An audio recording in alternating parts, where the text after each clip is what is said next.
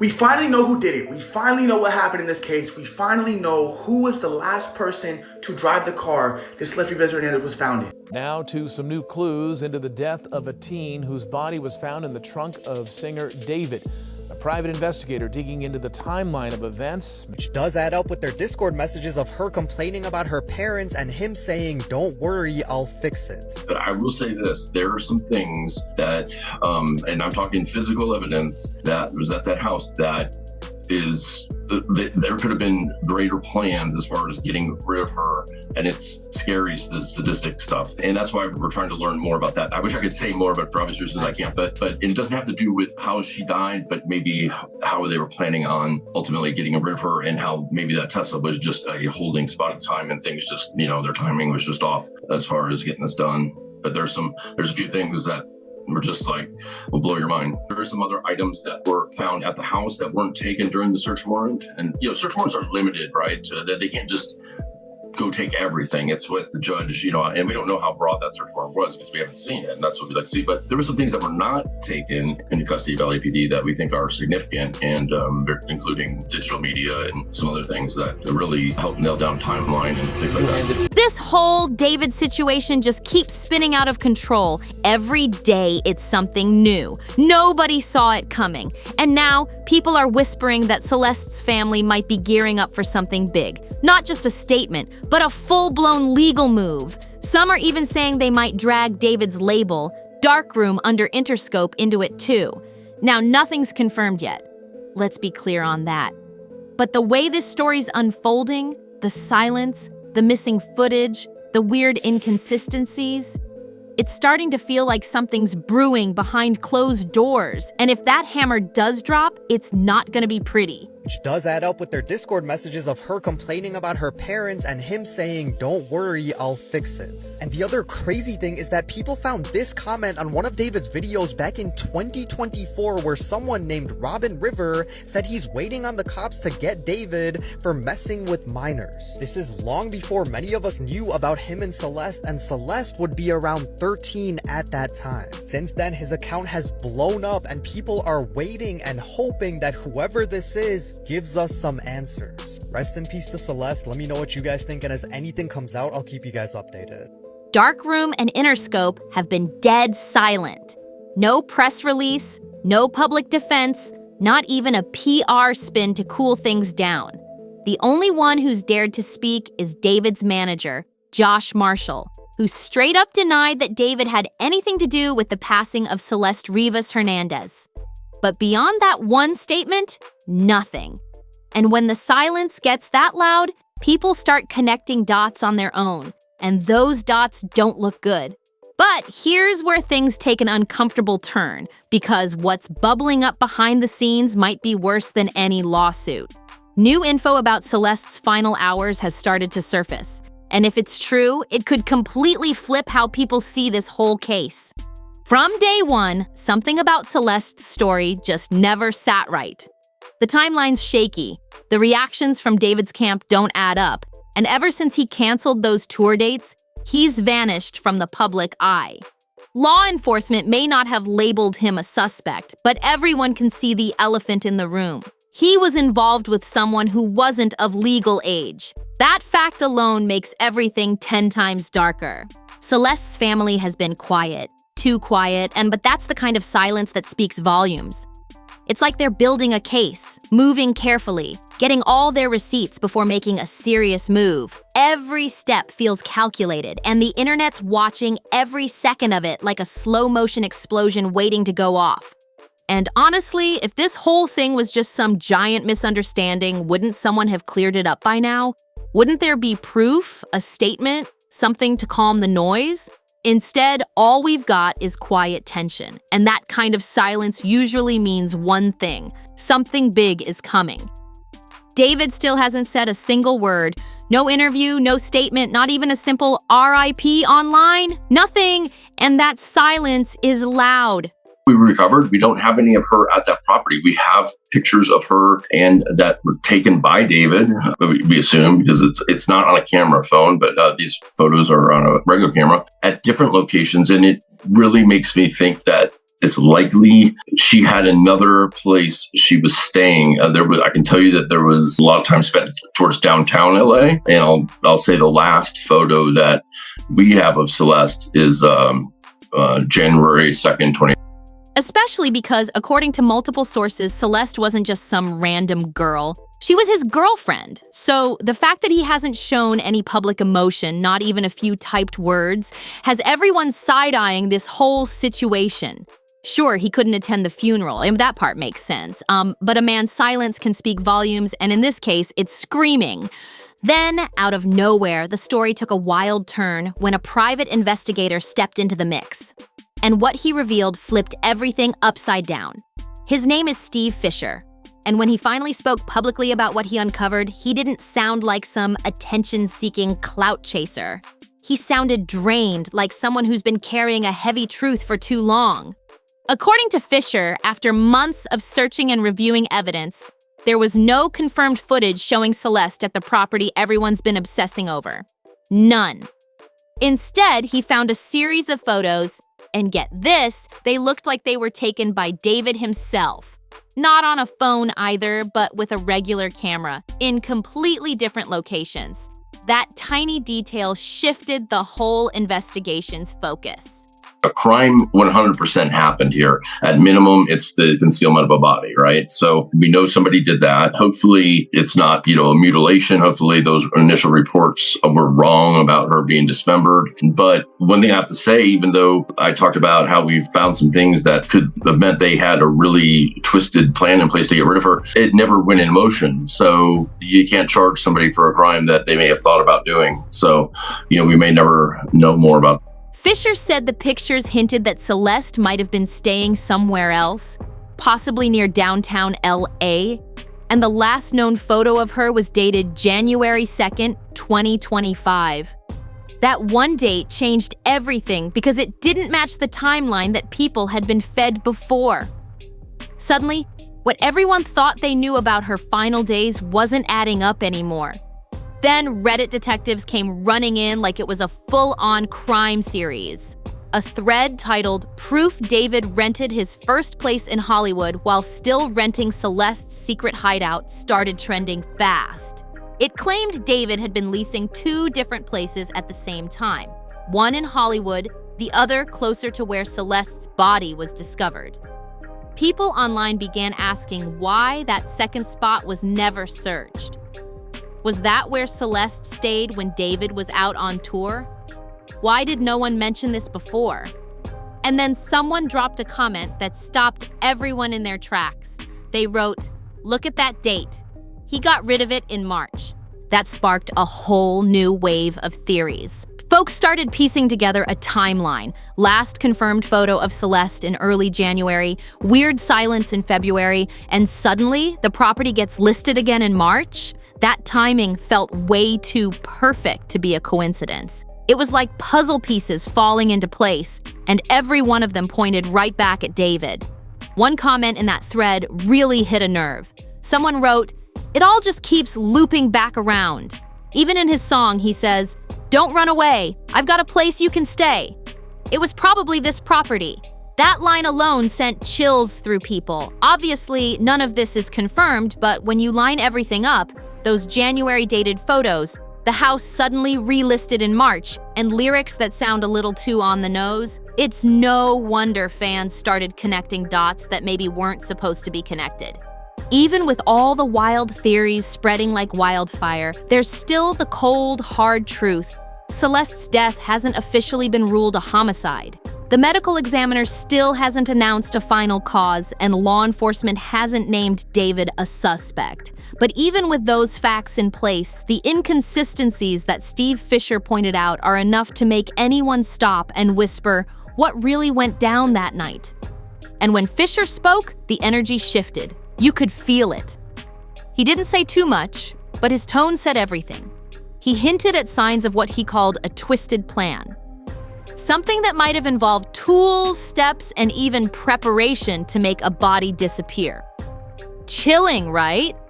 I've seen the car driven to that spot, and with the dates, with the date that it was, and they left town right after that. I'm certain that's the last time the car was driven. It was put there with her, in the front trunk. And there's one weird detail about what you could, well, there's a lot of weird details, and I'm going to get to what you saw through the driver's side window in a second, but there was an air freshener that was found in the car at this point that we see on our screen, where it was abandoned. Was that air freshener also hanging from the rearview mirror when it drove off from David's house? It wasn't, but the window was half to 3/4 of the way down, which is odd because it was a very short drive, and also at that on that day, this is the very end of July 29th, it was like 78 degrees at the time in the morning, or 77 degrees, and if it was on the street where the house is, so it's shaded by the house, so if you're going to, I don't know why the window would be rolled down unless there's something offensive there, and then all of a sudden. Thankfully, whatever was planned never actually happened. But the thought that it might have even been considered is disturbing enough to make your skin crawl. Now, what came next didn't even come from Fisher himself. It came from a viewer's theory that's been going viral, and while it's not confirmed, it's definitely got people talking. The post said, "I've been saying since the day after the news broke, before I even knew who this kid was, that the body was in the Tesla when he left for tour. The tour was the perfect alibi. The car was his cover." According to this person, it could have been anyone, maybe a friend, maybe an accomplice, who moved the car or even handled what was inside it while David was gone. The idea being that he wasn't in the state, so technically he'd have plausible deniability. That theory's been sitting online for weeks, getting reposted and debated like it's a full-blown courtroom case. And then the comment took an even darker turn. The user claimed it was the most blatant, clear-cut murder case they'd ever seen. They wrote about how the supposed evidence was sociopathic levels of stupidity and narcissism, saying David flaunted the relationship all over social media and even in his music, but still thought that by hiding Celeste's face under hoodies and purses, he could trick both the internet and law enforcement. That post spread fast. People couldn't stop reading it, dissecting it, arguing over it.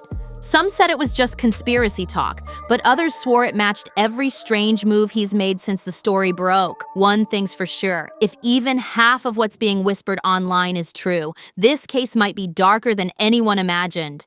Even though that whole theory hasn't been proven, the fact that it feels believable to so many people says everything about how strange this situation's gotten.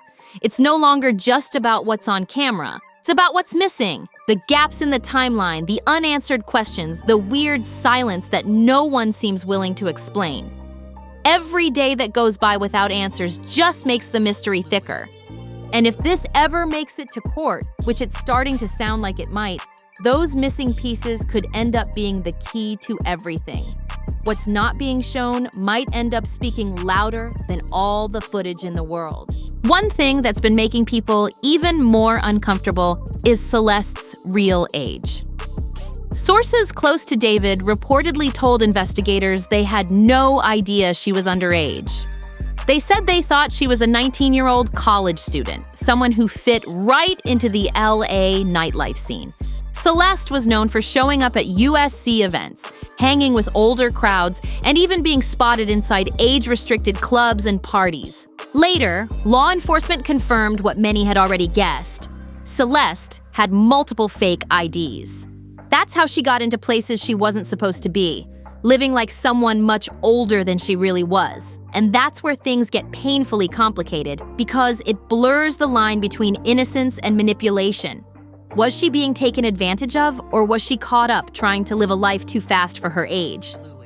Either way, the end result was tragedy. And just when people thought the story couldn't get any deeper, reports dropped that David had quietly transferred 2 of his Houston area properties into a trust under his mother's name. That happened right when everything started to unravel. And one of those houses? The same address that got swatted back in September. That fake 911 call that sent cops rushing to his family home in the middle of the night. Now, on paper, sure, it could be just estate planning, a smart financial move. But to the public, it looked suspicious. Like damage control, like someone trying to protect their money and property before the storm hit. And honestly, in this industry, silence and quick paperwork changes almost never mean peace. They usually mean someone's protecting something. Or someone. If Celeste's family really does decide to move forward legally, the ripple effect could be huge. The label might not be able to stay out of it either. Because if they knew anything and chose to keep quiet, that's not just bad PR. That's negligence. And once negligence gets proven in court, no amount of statements, apologies, or damage control can save a reputation. At this point, it doesn't even feel like the public is angry anymore. They're just exhausted. Every new update feels like reopening the same painful wound. People want answers, not more silence. And as for David, it's hard to even know what to say now, because once an artist's name gets tangled in something this serious, the music doesn't hit the same anymore, no matter how talented they are. Now, here's where the story takes another wild turn, because people close to the situation are starting to claim that Celeste's phone records might hold the missing link everyone's been looking for. Allegedly, those texts and call logs could reveal who she was really communicating with in her final days. And according to whispers online, there are gaps, entire chunks of messages that seem to have disappeared right after January 2nd, the same date of that last known photo. That timing isn't sitting right with anyone.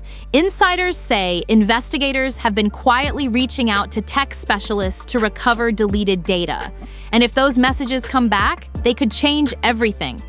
Some reports even suggest there might have been arguments between Celeste and someone close to David. Not necessarily him, but someone from his inner circle, right before she went missing. That detail alone adds a whole new layer of tension to this already tangled story. What's making things worse is how split the public's become. One side believes David is being unfairly targeted, saying the internet's just building a narrative without proof. But the other side insists there's too much smoke for there not to be fire, especially now that evidence is being quietly moved, properties transferred, and key witnesses going silent. Every move looks like strategy, not coincidence. Meanwhile, a leaked report started floating around Twitter claiming that someone from Celeste's family had recently met with an entertainment attorney in Beverly Hills. Not a criminal lawyer, but a civil one, which instantly fueled theories that they might be preparing a wrongful death lawsuit. If that's true, then David's team might be facing something even more serious than just public scrutiny. Real courtroom exposure. And in the middle of all this chaos, fans have been dissecting David's old lyrics, interviews, even his artwork, looking for hidden meanings. People are saying some of his older songs sound eerily reflective now, like he was confessing through the music without anyone noticing. Whether that's a stretch or not, the paranoia online is spreading fast. Every new detail, rumor, and theory is turning this case from gossip into what's starting to look like a full-blown Hollywood mystery. Those songs that once hit deep, now they just feel heavy. You can't even play them without feeling that weird chill, like every lyric suddenly means something darker. Maybe it's just the weight of everything that's come out, but people don't listen to his music the same way anymore. The admiration's gone, replaced by unease, confusion, and a sense that something's permanently broken. You can release new tracks, drop emotional apologies, even announce fresh tours, but when your name gets tied to tragedy, that's a stain you can't wash off. Every post, every lyric, every move gets re-examined, twisted, replayed 1,000 times. And right now, the whole world's just waiting to see which way this goes. Redemption or downfall. Because no matter how long it takes, the truth always finds a way out. If that lawsuit really happens, it won't just target David. It'll crack open everything around him. The team, the label, the people who look the other way, everyone will have to face what they ignored. And that's the part no one's ready for, because when secrets this deep finally surface, they don't just ruin reputations, they expose how the entire system runs. And honestly, the scariest part isn't even what's already happened, it's what could come next. There's this eerie quiet around him right now, like the calm before something huge. If evidence drops, if Celeste's family finally speaks, or if that rumored footage ever sees daylight, this story could explode in ways that make everything we've seen so far look small. No matter how much time passes, what's been done can't be undone. The songs, the fame, the image, none of it matters when the truth finally steps into the light. But what do you think? Is this the end of David's career, or can he somehow come back from all this? Drop your thoughts below, and don't forget to like, share, and subscribe. It really helps the channel. And make sure to watch the next video that's about to pop up on your screen for even more jaw-dropping celebrity drama. You do not want to miss what's coming next.